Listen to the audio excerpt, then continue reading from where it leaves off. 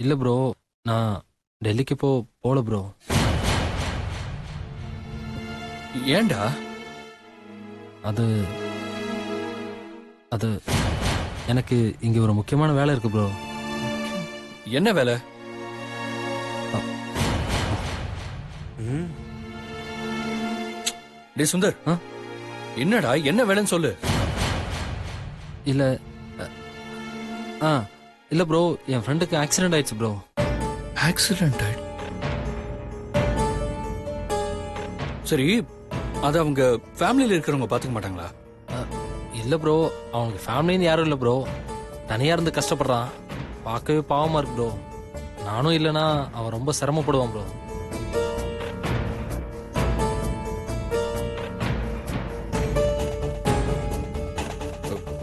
அதுக்கு இல்லடா, இந்த ப்ராஜெக்ட் விஷயமா நீ போயிட்டு வந்தாதான் நல்லா இருக்கும் சுந்தர். இப்ப என்ன, உன் ஃப்ரெண்டுக்கு கூட இருந்து ஹெல்ப் பண்றதுக்கு ஒரு ஆள் வேணும், அவ்வளவுதானே? ஆ, அ, ரன்பீர், ஆ. சுந்தர் டெல்லிக்கு போயிட்டு வர வரைக்கும் நீ அவன் ஃப்ரெண்டுக்கு கூட இருந்து ஹெல்ப் பண்ணிவிடு. ஐயையோ, என்னவன் எதை சொன்னாலும் விட மாட்டேங்கிறானே. எப்படி சமாளிக்கிறது? என்ன தம்பி பாஸ் டல்லாவே இருக்காரு.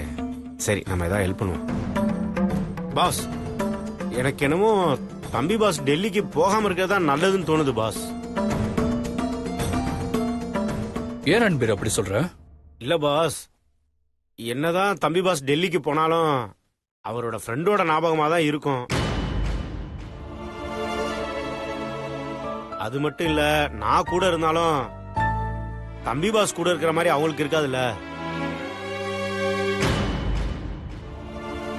அதுவும் இல்லாம அவங்க ஃப்ரெண்டு என்கிட்ட உதவி கேட்கறதுக்கு கொஞ்சம் யோசிப்பாரு. அதனால டெல்லி மீட்டிங் நீங்க போயிட்டு வந்துருங்களா பாஸ்?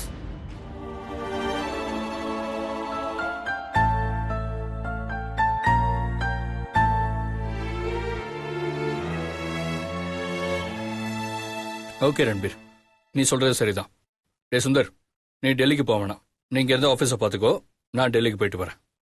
ஆ, தேங்க்ஸ் ப்ரோ. சரிடா.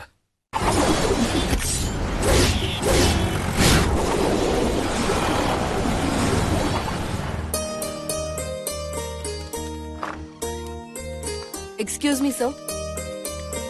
எஸ் ப்ளீஸ், வாங்க சக்தி, உட்காருங்க. Thank you sir. சொல்லுங்க சார். சக்தி, நாளைக்கு ஈவினிங் பார்க் பிளாசால ஒரு முக்கியமான மீட்டிங் இருக்கு. அந்த மீட்டிங்க்கு தமிழ்நாடு, கேரளா, ஆந்திரான்னு ஆல் ஓவர் இந்தியால இருக்க கம்பெனில இருந்து எல்லாரும் வருவாங்க. இது ரொம்ப முக்கியமான மீட்டிங்மா. இதுல ஒவ்வொரு கம்பெனில இருந்தும் ஒவ்வொருத்தர் அந்த கம்பெனி சார்பா கலந்துப்பாங்க. அந்த மீட்டிங்ல எல்லாரும் முக்கியமான டாபிக் எடுத்து டிஸ்கஸ் பண்ணுவாங்க. எல்லாரும் அவங்க கருத்தை எடுத்து சொல்லுவாங்க. யாரோட கருத்து வேல்யூபிளா இருக்கோ அதை எல்லாரும் ஏத்துப்பாங்க. இந்த மீட்டிங்ல முக்கியமா கம்பெனியோட இம்ப்ரூவ்மெண்ட் பத்தி தான் அதிகமா டிஸ்கஸ் பண்ணுவாங்க. ஒவ்வொருத்தருக்கும் ஒரு ஐடியா இருக்கிறதுனால இந்த மீட்டிங் எல்லா கம்பெனிக்கும் அவங்க கம்பெனியை டெவலப் பண்ண ரொம்ப யூஸ்ஃபுல்லா இருக்கும். சூப்பர் சார், நல்ல ஐடியா. நம்ம கம்பெனி சார்பா யார் சார் போக போறா? என்ன சக்தி இப்படி சொல்லிட்டீங்க? இவ்வளவு நேரம் எதுக்காக நான் உங்ககிட்ட எல்லா டீட்டெயிலும் சொன்னேன்? நீங்க தான் நம்ம கம்பெனி சார்பா நாளைக்கு இந்த மீட்டிங்கை அட்டெண்ட் பண்ண போறீங்க. சார், நீங்க இருக்கும்போது நான் எப்படி சார்? நான் போறதை விட நீங்க போறதுதான் சரியா இருக்கும். ஏன்னா நம்ம கம்பெனி சமீப காலமா நல்ல growth ஆயிருக்குன்னா உங்களோட புத்திசாலித்தனம், விடாமுயற்சி, உழைப்பு தான் காரணம். சோ நீங்க போறதுதான் சரியா இருக்கும். Okay sir. All the best. Thank you sir.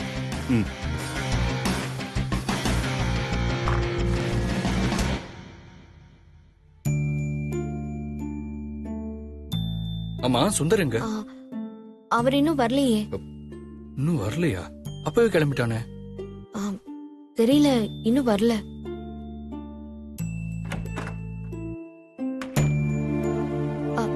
இதோ வந்துட்டாரு.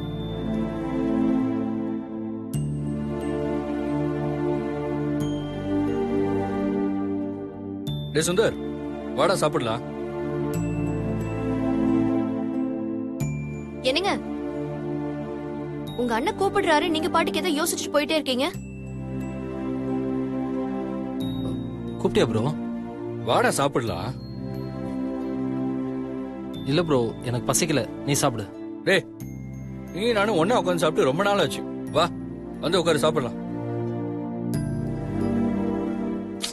ஏங்க, அவர் கூப்பிட்டு இருக்காரு, நீங்க என்ன யோசிச்சுட்டே இருக்கீங்க? வாங்க.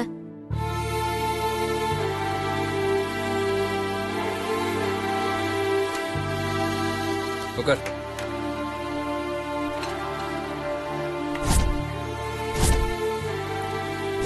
சாப்பிடுறா. ஆ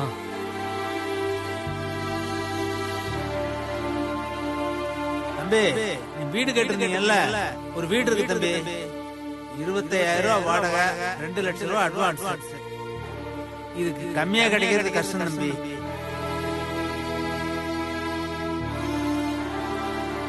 என்னங்க, ம் என்ன ஏதோ யோசிச்சுட்டே இருக்கீங்க? நல்லா எடுத்து சாப்பிடுங்க. ஆ ம் ஐஸ்வர்யாவுக்கு பாத்திரக்கு வீட்டுக்கு நாளைக்கு அட்வான்ஸ் கொடுக்கணும். பணத்துக்கு என்ன பண்றது? போதும். ஏங்க, ம் நீங்க டெல்லிக்கு போறதுக்கு பேக்ல எல்லாமே பேக் பண்ணி வச்சுட்டேன். உங்களுக்கு தேவையான திங்ஸ், Dress எல்லாம் பேக் பண்ணி வச்சுட்டேன். வேற என்ன வேணும்னு சொன்னீங்கன்னா எடுத்து வச்சிருவேன். மீனாட்சி, ஆ? நான் தான் நாளைக்கு டெல்லிக்கு போறேன். இங்க நாளைக்கு ஒரு மீட்டிங் இருக்கு, அதனால சுந்தர் இங்க தான் இருப்பான். ஏன் சுந்தர் இதை உங்கள்கிட்ட சொல்லியா? ஆ,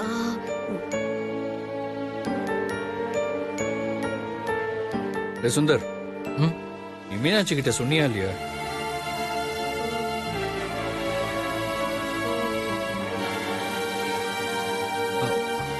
இல்ல ப்ரோ, அது வந்து இல்ல இல்ல,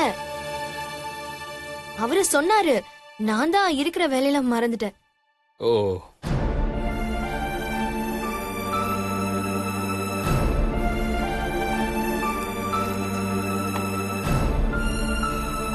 டேய் சுந்தர், ம் யோசிக்காம சாப்பிடுறா. ஆ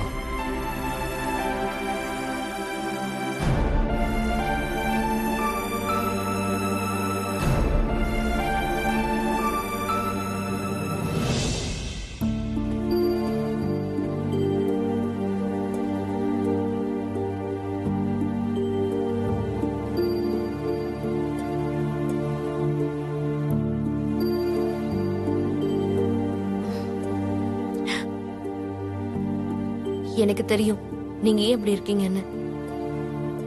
இருங்க வரேன்.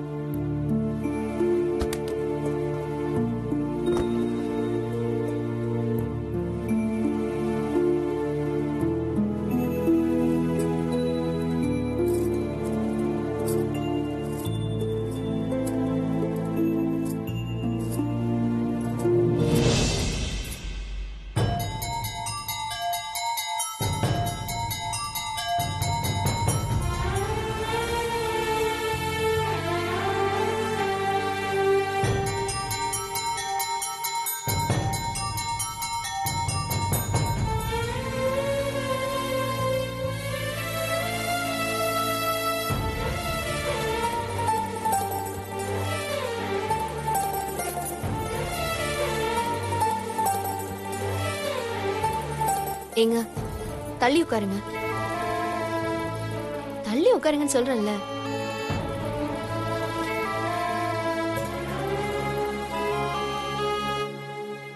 இன்னைக்கு வேணாம் மீனாட்சி, ப்ளீஸ்.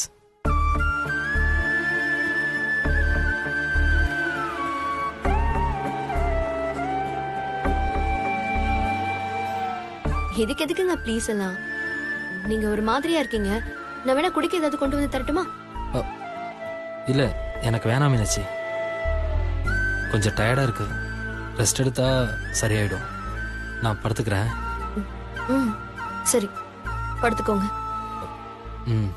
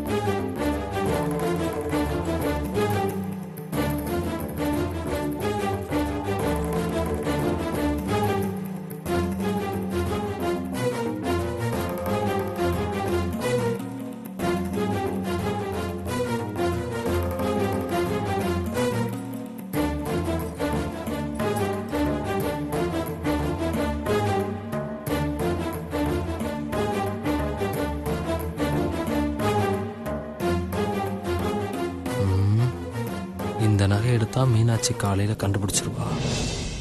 அதனால இந்த நகை வேண்டாம்.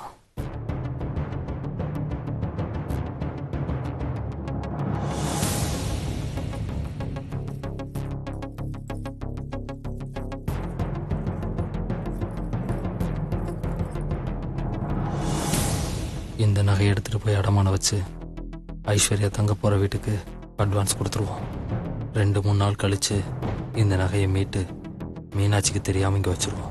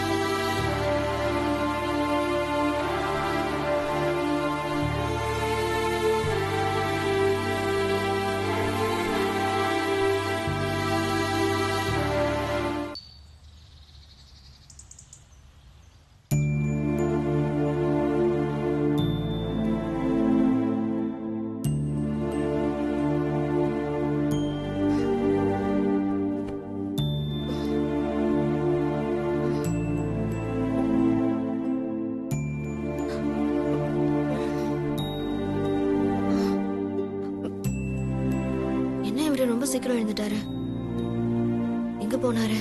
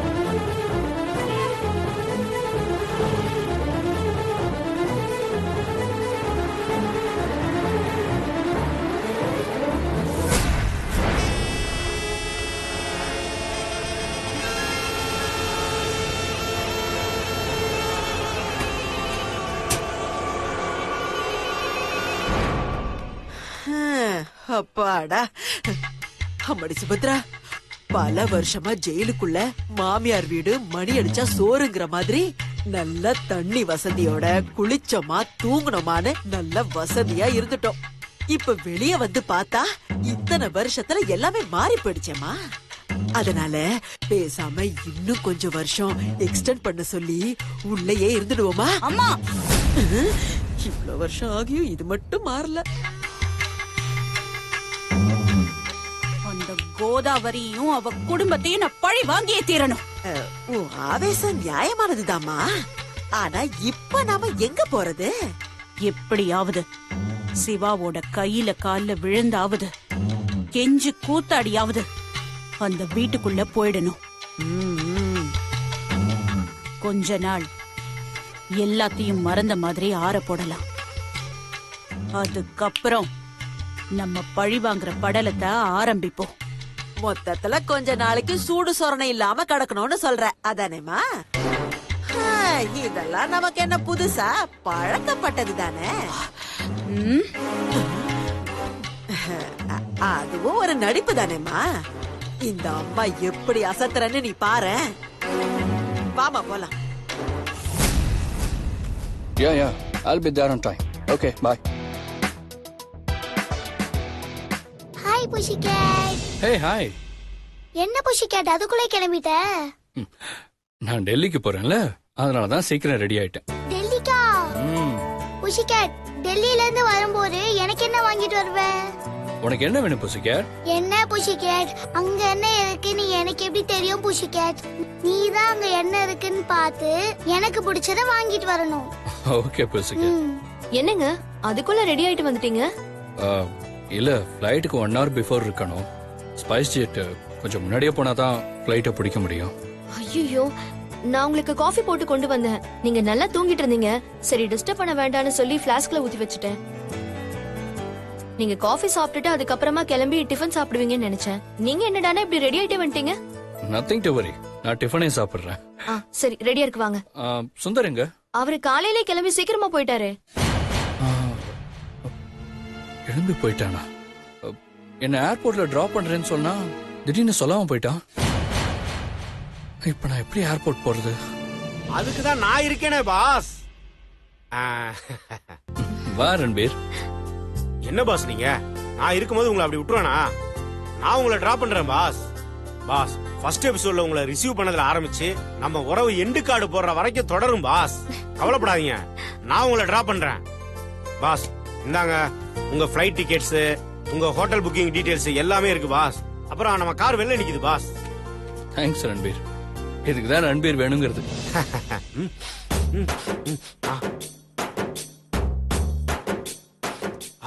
என்ன Meenakshi madam, morning tiffin dosa idli puri வடகரின்னு பலமா இருக்கும் போல இருக்க. ஆமா, எப்படி கரெக்டா கண்டுபிடிச்சீங்க? மேடம், நாங்கெல்லாம் வாசனைய வச்சு வறுக்கிறது வஞ்சர மீனா இல்ல வவ்வா மீனான்னு கண்டுபிடிக்கிறோம் மேடம். இதெல்லாம் எனக்கு சாதாரண மேட்ரு. மேடம் அது மட்டும் இல்ல மேடம், உங்களுக்கு ஒரு விஷயம் தெரியாது. உங்க சமையல் வாசனை இருக்கு பாத்தீங்களா, அது உங்க சொந்தக்காரங்க 100 கிலோமீட்டர் அந்தாண்ட இருக்காங்க பாத்தீங்களா, அவங்க எல்லாரையும் கொண்டாந்து வாசல்ல நிப்பாட்டிடும். அவ்வளவு வாசமா இருக்கு மேடம் உங்க சமையல்.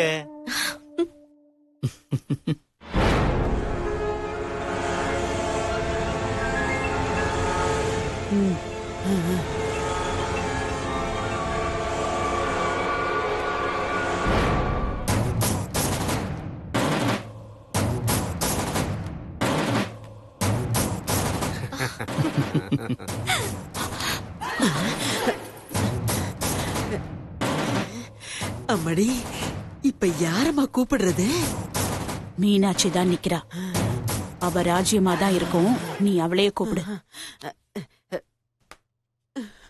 சரி சரி, என் சமையல பத்தி புகழ்ந்ததெல்லாம் போதும், முதல்ல சாப்பிடுவாங்க. வாங்க பாஸ் போலாம். அம்மடி மீனாட்சி,